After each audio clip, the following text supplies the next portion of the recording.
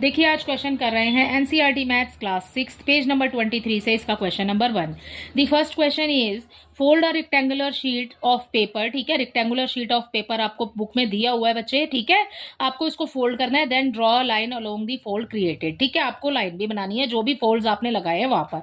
Name and compare the angles form between the fold. ठीक है, आपने जो भी लाइन लगाई है उसमें एंगल्स भी बनेंगे।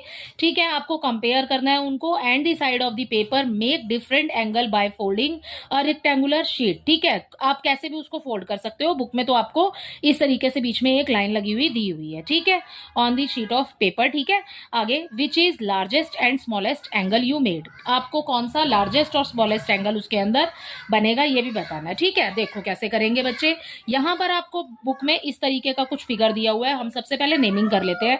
सो ये हो जाएगा हमारा ए, ये हो जाएगा बी, ये हो जाएगा सी और ये हो जाएगा हमारा पॉइंट डी। ठीक है, तो हमने नाम दे दिए। अब ये एक लाइन जो हमें बनी हुई दी है इसको हम नाम दे देते हैं। ऊपर लिखेंगे ई और नीचे हो जाएगा एफ। इसी में अब बच्चे हमारे एंगल बन रहे हैं बेटा। ये इस तरफ जो बन रहा है वो हमारा 1 एंगल है, ये हमारा 2 है, ये 3 और 3 और ये वाला हो गया हमारा 4th। ठीक है, अब देखो एंगल कौन कौन से बन रहे हैं। ए ई एफ बन रहा है, बी ई एफ बन रहा है, सी एफ ई बन रहा है और डी एफ ई बन रहा है। ठीक है, तो यहाँ सारे एंगल्स लिख लेंगे हम कि कौन कौन से एंगल हमारे बन रहे हैं इस फिगर को देख करके।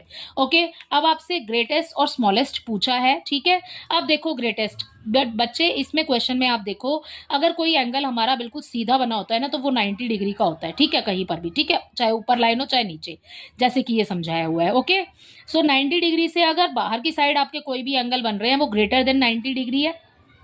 ठीक है, 180 से कम स्ट्रेट लाइन नहीं होनी चाहिए आपके पास। ठीक है, इसके अंदर जो भी आपके एंगल्स बन रहे हैं वो हो जाएंगे हमारे ऑब्ट्यूज एंगल। अगर इसके अंदर बन रहे हैं आपके एंगल, ठीक है, 90 डिग्री के अंदर बन रहे हैं तो वो हो जाएंगे हमारे एक्यूट एंगल। अब आप देखो कि अगर सीधी लाइन होती तो वो ऐसे होती। ठीक है, अब ये लाइन बाहर की साइड बन रही है तो एंगल ए ई एफ जो है हमारा ग्रेटर हो जाएगा। ठीक है, तो ये हो जाएगा हमारा ग्रेटेस्ट एंगल। और अगला देखिए यहाँ पर और क्या हो जाएगा, अगर यहाँ पर भी हमारी स्ट्रेट एक लाइन बनी होती तो ये भी देखिए स्ट्रेट लाइन से बाहर की साइड बन रहा है। So angle C F E जो बनेगा वो हमारा हो जाएगा, वो भी हो जाएगा हमारा ग्रेटर।